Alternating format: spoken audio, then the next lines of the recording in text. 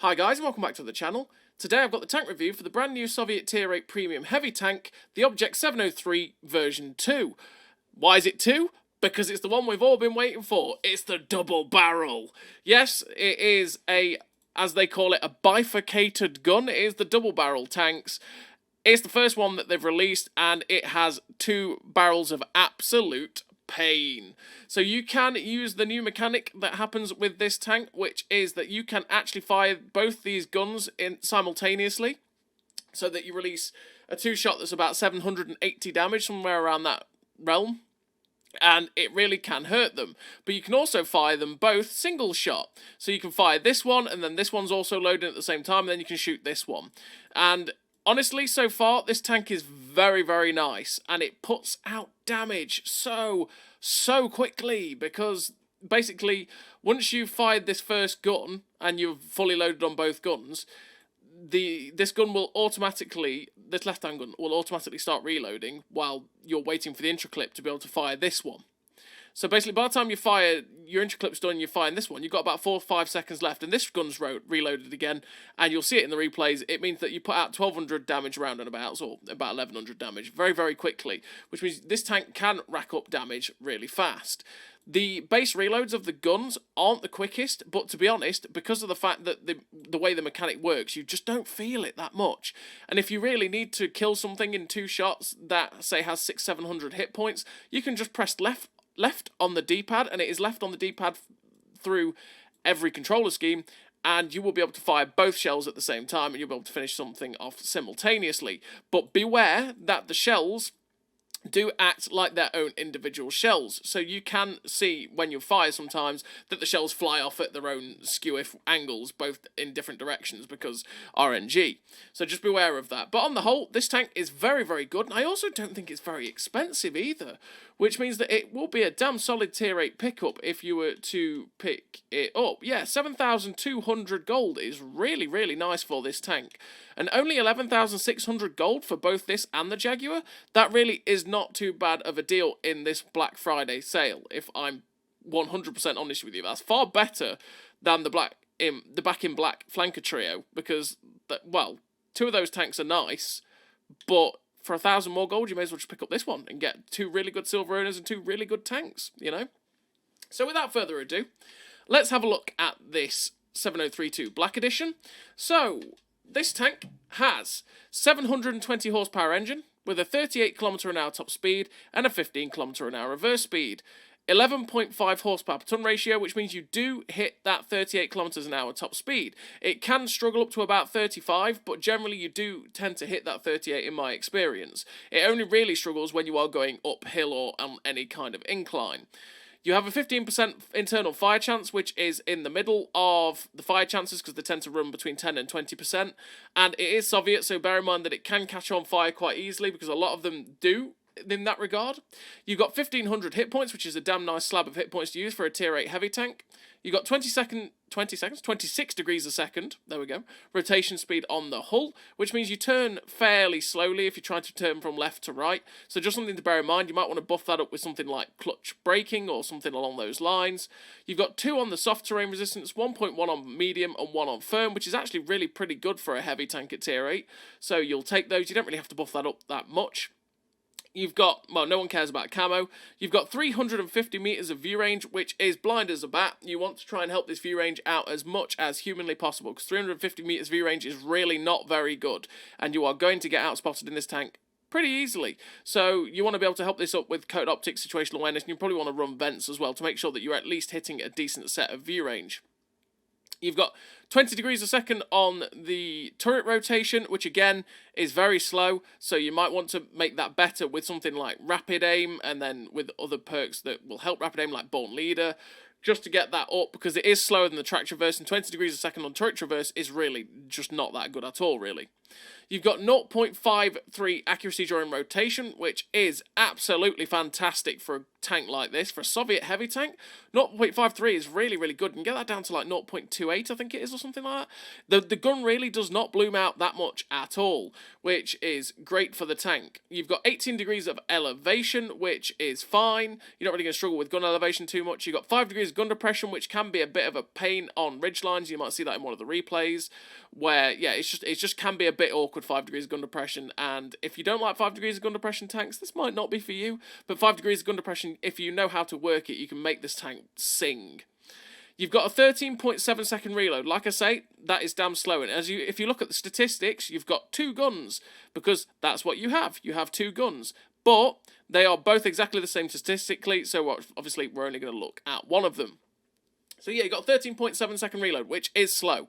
I will give you that, it is slow. But thing is, you've got 2 of these guns reloading at that, and with the ability to fire one, then another, then one, then another, you don't feel how bad that actual base reload is whatsoever. I mean, you get this down to about, 10.6 second reload or something like that, and then it's even better if you boost with food. So it really looks fairly bad. What I'm trying to say is it looks fairly bad on paper, but when you actually play the tank, it's really quite nice because of the double barrel mechanic.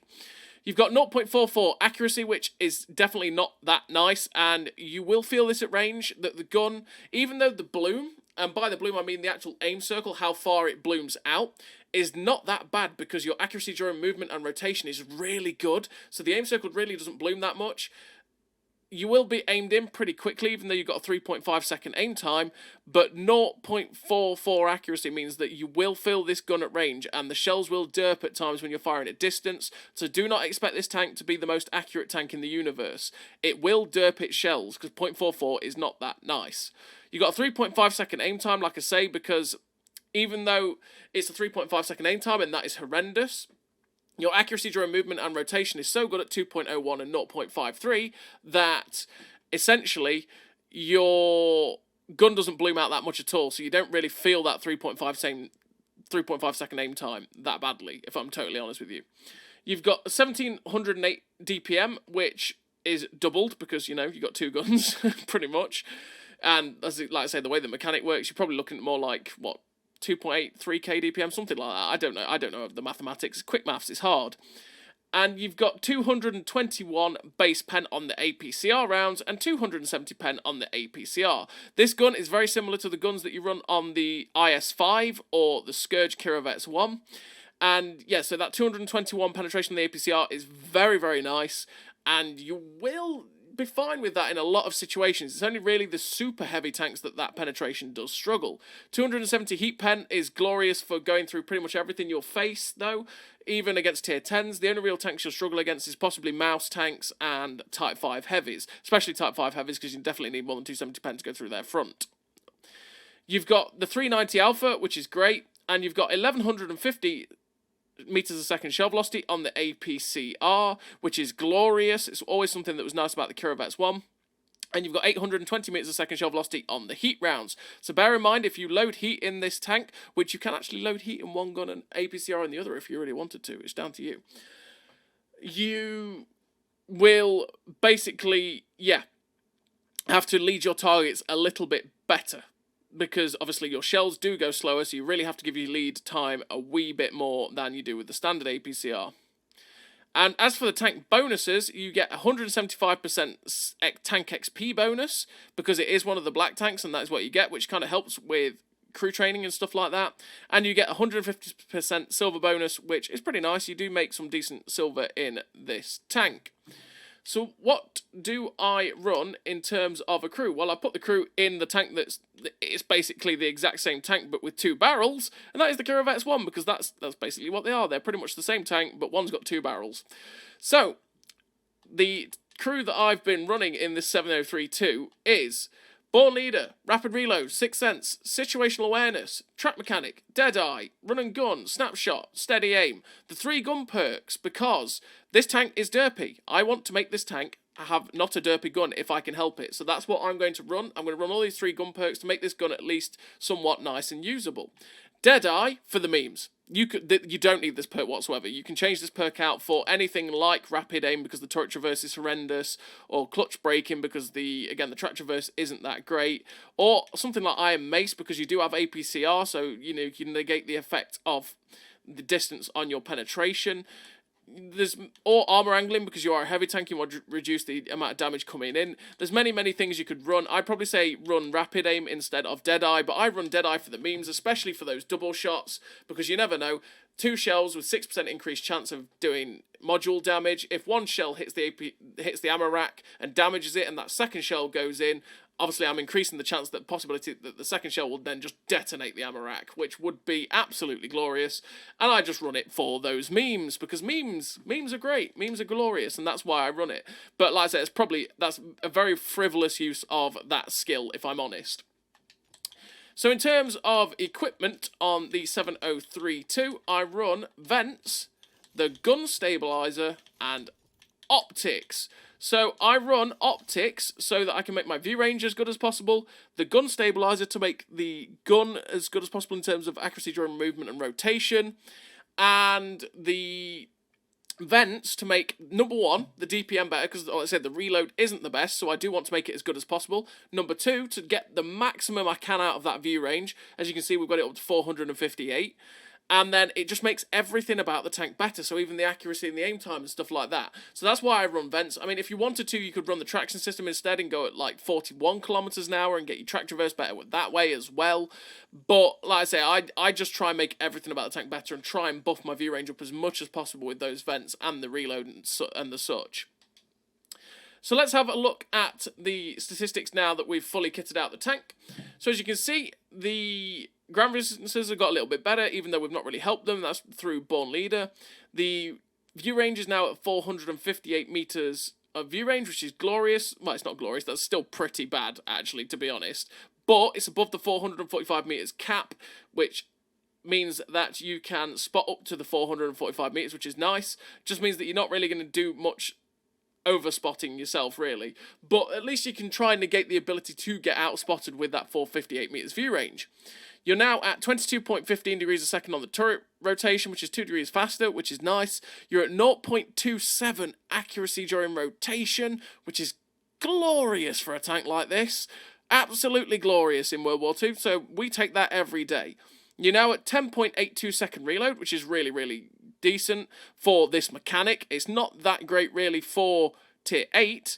I mean, if we were to go have a look at its Soviet brethren, the Scourge, and this was without a crew, we're at 10.61 without a crew. So it's 0.2 of a second slower than a tank without a crew in that regard, right? So that's something to bear in mind. But because of the mechanic, it's really nice. You've got 0.35 accuracy, which is decent. Again, this gun will still be derpy at times, so bear that in mind. You've got 1.1 accuracy during movement, which again is really solid for a tank like this, so you take that. 3.16 second aim time, now down from 3.5, which is a lot better than it was, but like I say, you don't feel it too much because of the fact that the gun just doesn't bloom out that much, and you're now up to that 2.1k DPM. So the one thing I'm actually going to show you, which is kind of sad as well, is the fact that that has the ability to fire the shots really quickly. It's 10.82 and it's got 2 guns that will do it. And the intra-clip is about 3 seconds. If you are going to use the double barrel mechanic, by the way, I think there is about a 4 or 5 second cooldown period after you've fired both shells. After that period, then it will start reloading the gun. You'll see that in the replays when we do it, and I'll point it out then. But just note that if you do use the double shot as a meme, you will have a cooldown where it really destroys your ability to fight back, because it is, like I say, a 5 second cooldown before one of the guns will start to reload. So yeah, the thing I will show you is the poor Trashante. Here it is. Buffed up the reload as much as we humanly can. It's got 360 alpha, horrendous gun handling, like compared to the 7032, and its best reload is 12.44. That's just a side note, 12.44, and this has got 10.82 reload, and it's got 390 alpha as opposed to that tank's 360, which is just, yeah, it's a sad time for the Trashante and how bad that reload is. I just thought I'd point that out because I did find that funny. But hey, yeah, the Object 703 version 2, it's honestly a really solid heavy tank. It does what it does really nicely, and yeah, it's a thing of glory. What I'm going to do is quickly take you over to Thankyou to have a quick look at the armor model, and then I'll send you over to the replays. So here we are on Thankyou, and as you can see with the armor model of the tank, it's exactly the same as it is on PC, so don't worry about that, because Thankyou obviously is the PC thing. But it's got 140mm of armor on this upper plate, which is actually effectively on flat 245, which is really, really quite nice for a tier 8 heavy tank. As you can see, against its own 221 penetration, it basically has no chance of penning itself. On the turret front as well, you've got auto ricochet angles on the turret, although be careful of the cupolas on top. They are extremely hard to hit, but they might catch a shot here and there. The turret as well is absolutely strong as, if you are on a ridgeline, you will be bouncing a fair amount of shots off of this tank. Just be careful that the flat right next to the gun mantlet there is only about 220 effective, so that might catch shots in of itself as well, so just keep wiggling on ridgelines and stuff. But as you can see, it's about 260 to 270 effective. We've got lots of angles where they might ricochet off of the turret too, and that upper plate is really nice. The lower plate is actually effectively 190 as well, 195, which is really, really nice. And again, against tier 6s and 7s, they might struggle with your lower plate and your upper plate and your turret front. So frontally, against tier 6s and 7s, this tank is really, really nice. And because it's also flat and it's not pike-nosed, you can side scrape in this tank really, really well as well. One of the big strengths of this tank is the ability to side scrape against other tanks, so use that ability if you can as well. And like I say, that 5 degrees gun depression on the ridgeline really does make this upper plate really good. And that turret front, like I say, is really, really solid. The armor on this tank has been really nice, even against tier 10s, who do have the ability to pen you a little bit easier, as you can see against 270 pen, which is around what a lot of the shells obviously have at about tier 10. The turret front does have more spots where they can pen quite easily, but even then, on flat, the upper plate becomes a 50-50, 60% chance to pen with 270 pen, so your hull armor doesn't stand as much of a chance against the tier 10s, but your turret armor is still really, really solid, and you can still side scrape really, really effectively as well. The turret, they'll say the armor on this tank is really, really nice against the bottom tiers, but also can be pretty effective against the top tiers as well. So as always, everybody, I'm going to send you over to the replays where you can see for yourself how this tank handles. And yeah, I've really enjoyed this tank so far. So as always, everybody, I will see you in the replays. So here we are on the replays with the Object 7032 Black, and we are on the first game of 4, which we are on Overlord. And Overlord, we have spawned on the beach because it's encounter, and trust me, I'm not staying on the beach. And you're going to see why you do not stay on the beach in this replay, because basically, from the beach, sure, you could fight, it's a narrow, linear fight along the 2-line, but you can get shot quite easily by anybody who knows how to abuse the ridgelines from above, and it can completely derail any sort of attempt to fight on the beach. Because, yeah, fighting on the beach is just a terrible idea on Overlord. I would never recommend it. I'd always recommend to get off of the beach. Get off of the beaches! You know, it's just what you have to do. Because, yeah, like, they've got quite a lot of team at the minute at E2, but all I have to do is get up top of the beach, onto the ridges at about F3. All I have to do is get to the position at F3 where the cap is, and I can start shooting down on those guys on the beach. And there's not a lot that they can do to me. And as you can see, I just basically put auto drive on, put my controller down and went, oh yeah, no, I don't want to go fight up here. I want to go shoot the beach. Look how aggressive that heavy tank there, the Scourge, has been. Well, we can make the Scourge pay for that. And because the mobility on this tank is pretty nice on flat, as you can see, we're going at between 37 and 38. It's having a moment. Between 37 and 38 on flat. This mobility on this tank is really quite nice. And then you can use the gun on it to fabulous effect. So as we come up here, we end up finding the Skoda T25. As you can see, there is the intra-clip reload, which is about 4 seconds. And we managed to get one into that Skoda and get the second one into the turret roof of the 7032 Black on the beach. And yeah, there's no real downside to firing both cannons. So you may as well just keep firing as you're reloaded. the strength is when you are fully loaded like this is where you can put out damage really quickly. But as soon as I press left on the D-pad, I can do that.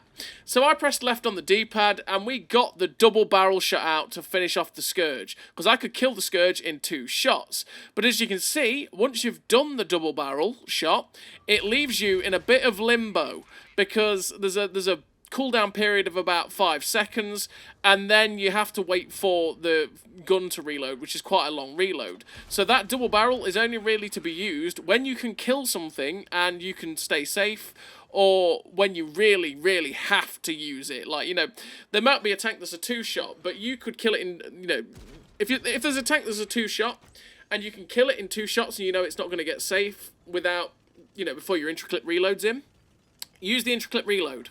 But if you're in a position where you're a 1-shot for a tank, he's already fired, and you know you have to kill him in 2 shots, just do the double barrel and get them out of the game, because that is the way to use it.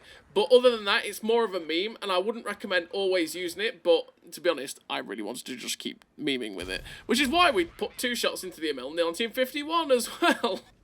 With the double barrel shot there, which took away at least half of his hit points in 1 go. The double barrel is a really nice feature, but you can see how much damage this tank can put out so fast as well. We're just looking shot into the top of the Emil's turret, but we can't quite find it. He's kind of struggling with his gun elevation to see us, and this whole game so far has been why you don't go to the beach on Overlord. Because, well, that's a bunker, you moron. Great driving. But anyway, yeah, because of the fact that we can shoot down on them, a lot of tanks don't have the elevation to then be able to get their gun back on target onto you. So you can really abuse that fact. So we're now going after this Churchill GC. I could double shot it, but I'm concerned that I might not hit both shells, so we just get 1 shot into him. Now the T-28 is coming after us. This is the reason I also want to try and keep my DPM. The T-28 from down below has now managed to trundle his way all the way to the top and is coming after us. But it's like, no, Mr. T-28, I don't think so, sir. You get tracked there. We bounce his shot on our side because we angle. Now we're waiting for our second shot because I want to drop the double shot into this bloke. He's now a confirmed 1-shot for me with 2 shots. And we put the number of the beast into him and finish him off for 6. 6. The number of the beast. Sorry, yeah. Sorry, the devil took over. He took over for a second there. So we finished that T-28 off, putting us up to 3.7k damage. We're now behind the Churchill GC. We put the 1-shot in. We're nearly reloaded for the second shot. We're waiting for the intricate reload. And we shut down the Churchill game carrier. And that puts us on to 3 kills with 4.1k damage. There's only 1 tank left on the enemy team. It is the Emil 1951. So we just got to try and hope that we can get there to get the shot in. But yeah, this whole game is a pure example of why you don't go to the beach on Overlord, because if someone knows what they're doing and takes those ridgeline positions, they can farm a lot of your hit points.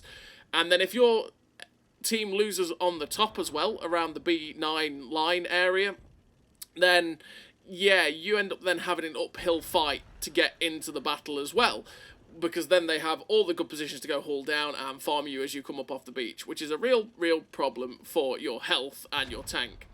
But we do not get anywhere near that Emil 1951, unfortunately, but we finished the game with a really nice total for the tank. Finished with the victory, the 3 kills, 4.1k damage, 233 assistance, high caliber sniper, the 2nd class, 1620 base XP.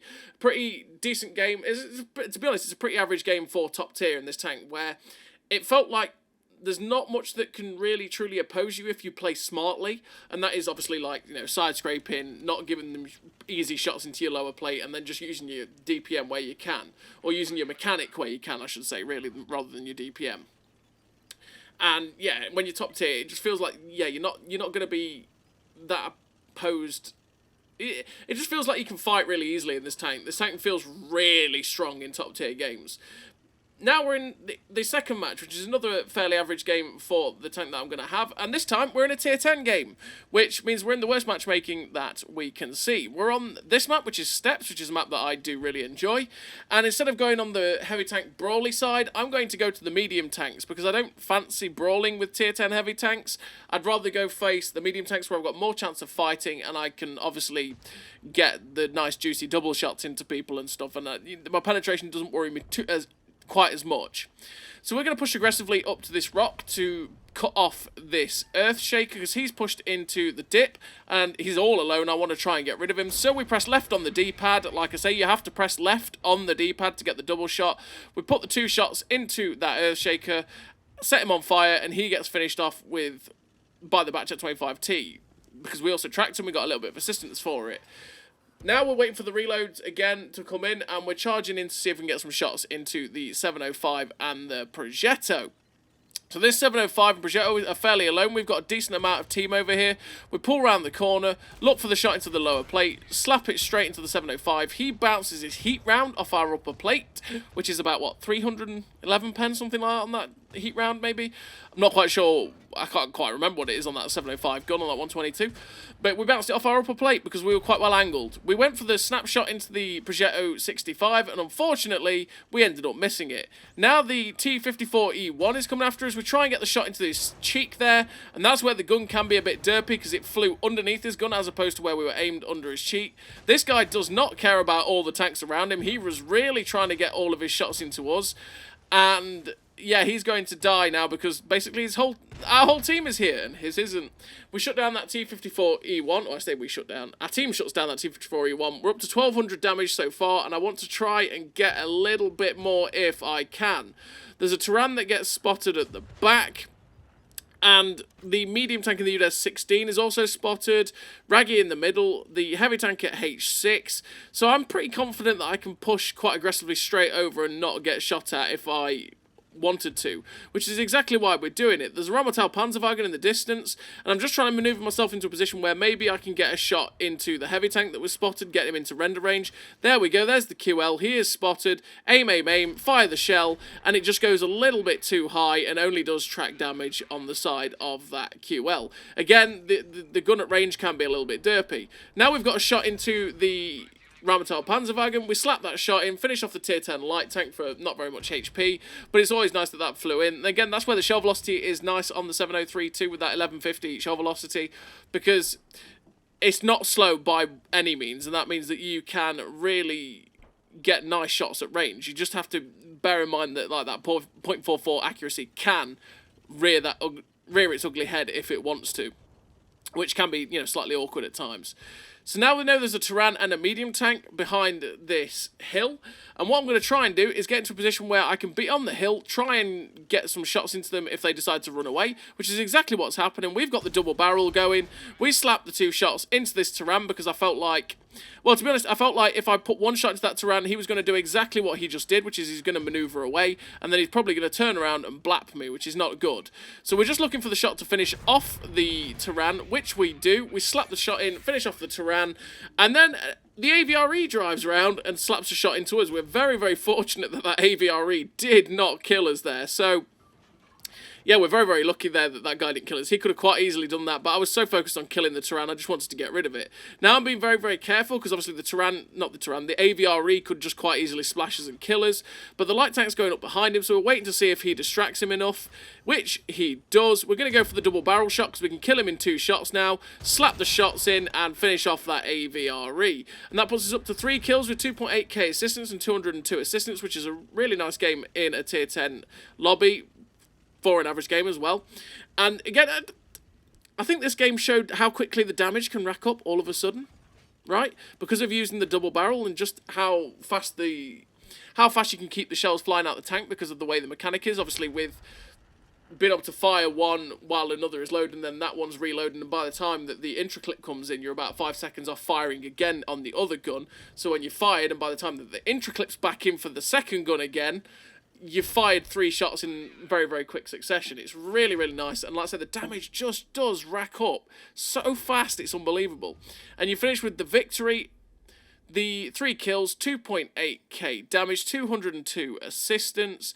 The second class, 1674 base XP in a tier 10 lobby. Really nice game again for the 703-2. The more average game that I've had in the tank so far. And yeah, this tank's been a really fun experience. And we're on to the 3rd replay. And the 3rd replay is a tier 9 game. We are on this map, which is Severagorsk! Yay! We got there! Let's go! Severagorsk. We're on Severagorsk. So, Severagorsk. Severagorsk. It's Severagorsk. We're going to D2. We're going to D2, D3. We're going around that position because what I want to do is try and get right up to that corner and then see if I can try and side scrape out and get some shots hull down too to the enemy team as they advance that way. But, look at the map. This is where you really have to pay attention to the map. Basically, nobody on my team has gone that way. There is a Mantis and a light tank, right? Who I'm trying to tell to fall back.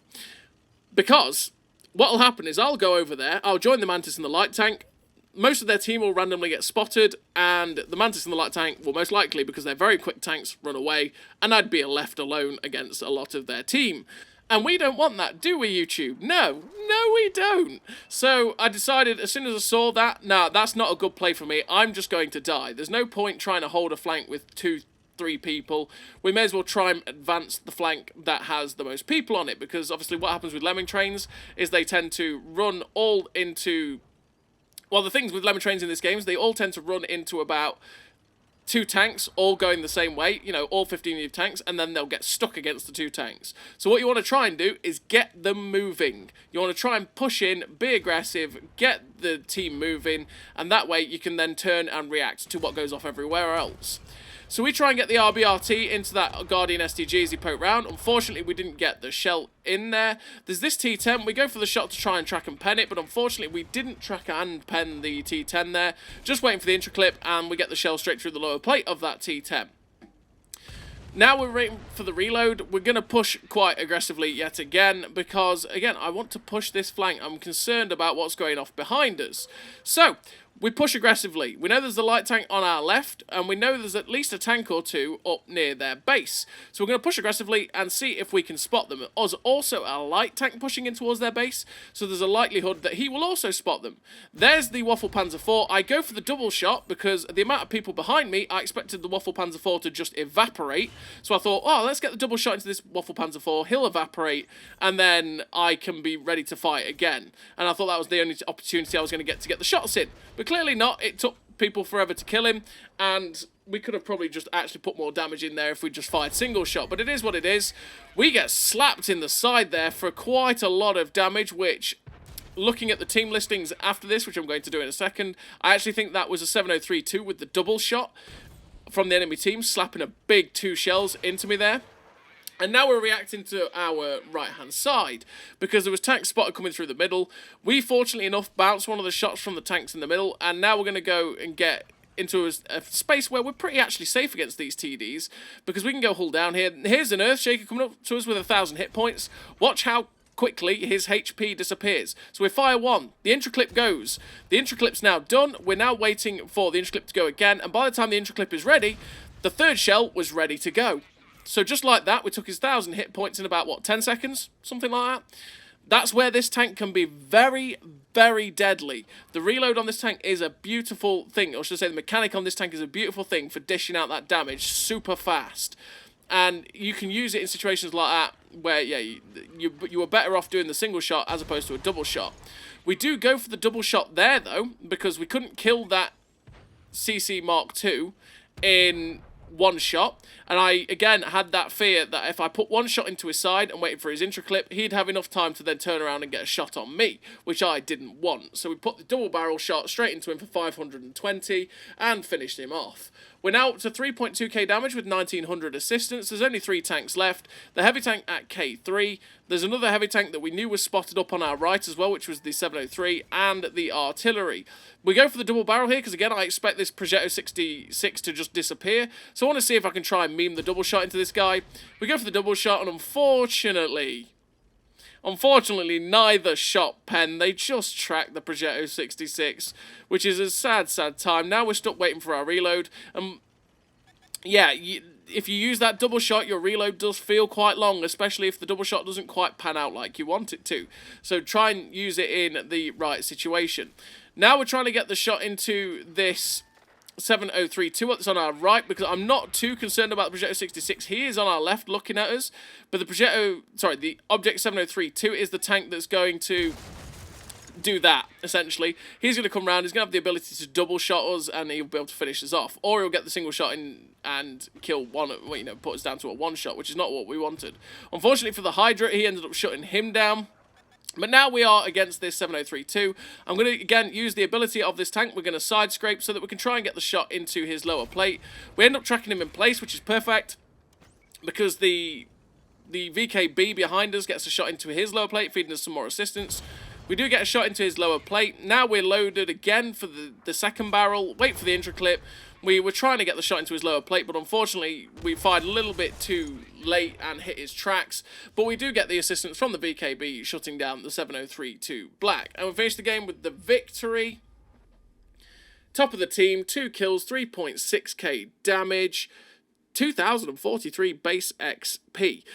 2,997 assistance, the Sniper Medal, the First Class, yeah, and the 2,043 base XP. A really great game for the Object 7032 there in a Tier 9 game. And that wasn't an ace, by the way, because 2k base would normally be an ace, because naturally on first day requirements, as always for ace tankers and for Marks of Excellence, the first day requirements for a tank get set to the hardest tank of the tier and class. So whatever the tank is that's got the highest requirements for MOE and for ace tankers, the requirements for getting the ace tanker and the MOE on the 7032 Black or on any new tank that comes out for day one until they get their live service statistics are set to that. So I imagine it's something like the T54E2 or the Sergeant Slaughter, because they tend to have really high base requirements as well for an ace tanker, or something along those lines. I'm not quite sure which tank it is that has that highest requirement for the ace. We're on to the fourth and final replay. And this time, again, we're in a bottom tier matchup against tier 10s, and we are on Sand River, one of my favourite maps. You've just seen a poor AE Phase 1 get ammo racked by the T92. That's really dirty. That poor AE Phase 1, all he wanted to do was play this game. So now we're moving up to a position on this encounter map that I really like to take on encounter, because it cuts off their ability to attack our A7 position, and you get some really great shots at their team doing this. We've got, again, in the space of about 10 to 15 seconds, we've managed to put out 1,132 damage, going for the shot into this M46 Pattern Korea, and we managed to get another shot into him there. We managed to get a shot into an AVRE and the 5100 as well, which is nice. Just looking for the shot into the engine deck of the AVRE. We really want to get rid of that guy if we can. We end up breaking his engine because it went straight through his engine deck, just waiting for the reload. He's looking at us. We get fortunate that he only hits our gun and does about 30 damage. Screw you, AVRE, and your RNG. And we get another shot straight through his engine deck, and he gets shut down. Thank goodness me. Get out of here, you stupid tank. And it's always great when those things go down. We're up to 2.3k damage so far. And once again, we've racked up damage so damn quickly. And that's just what this tank does. Oh, yes, what a shot. Well done, me. Well done. Pat on the back. That was a lovely shot on that Vanguard there. Getting rid of that little pest as well. Pest control at your service.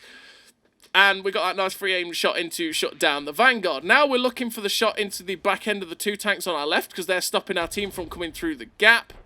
So I'm not too concerned about the Chieftain, but artillery is having his way with us. We go for the double shot, because I expect if we do the double shot, or if we were going to fire one shot, we were not going to get the chance to fire again at that M46 pattern, and he gets shut down. We've lost a fair bit of hit points now to the artillery, who, yet again, slaps around straight into us. It is an Object 261, so it does fire very accurately and very quickly. And we're down to 553 hit points, with 3.5k damage so far in this Tier 10 game, which is really, really nice. Now what I want to do is move up to the ridgeline directly in front of me. I want to get to the ridgeline at about F6-7, because from there I can shoot into the enemy base, and I can also shoot across the ridgelines where the guys are currently spotted at G1 and H3. And as we're moving into this position here, you can see we're actually going to spot up. Well, the artillery gets spotted, the 261 that shot us. We go for the double barrel shot, because again, I expect him to disappear. And you can see the shell RNG right there. We had a dead gunner. Did you see the difference in the dispersion of those two shells? So don't always expect both shells, if you fire them, to pen. Because it's quite likely sometimes that you might fire the double shot and one shell will pen and one shell will bounce, because both shells have their own separate RNG. So you just saw it with that shot in the 261. I'd rewind and go have a look at it again if you missed it. But the shells can vary wildly in where they land. Okay, so just be careful with that with the double shot. You saw it right there. But we got the 2 shots into the Object 261, because again, I expected him to evaporate. I thought, there's no point just firing one, because I expected he's going to disappear. I might as well fire both. And we got the nice damage into that guy. Now we're waiting, because we are a one-shot, because we took a silly hit from the Chrysler. We're now a one-shot for the Stone Colds, but we're waiting for them to get spotted and attack our Mantis. One Stone Cold pops out, gives us a free shot into his side, which is nice. We're just trying to get the gun depression to shut him down.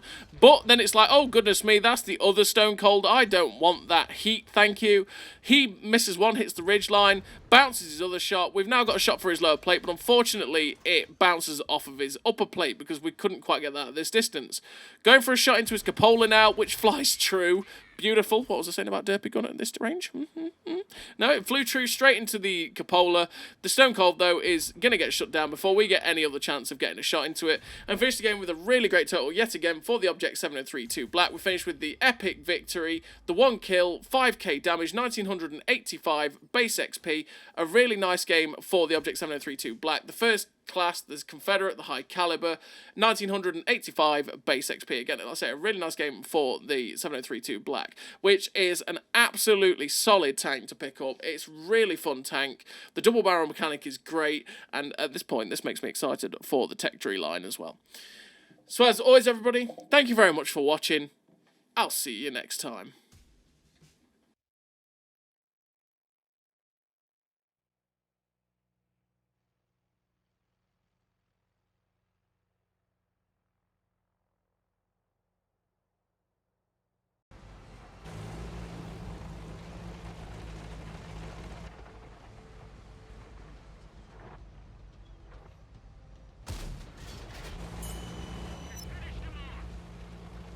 A great success!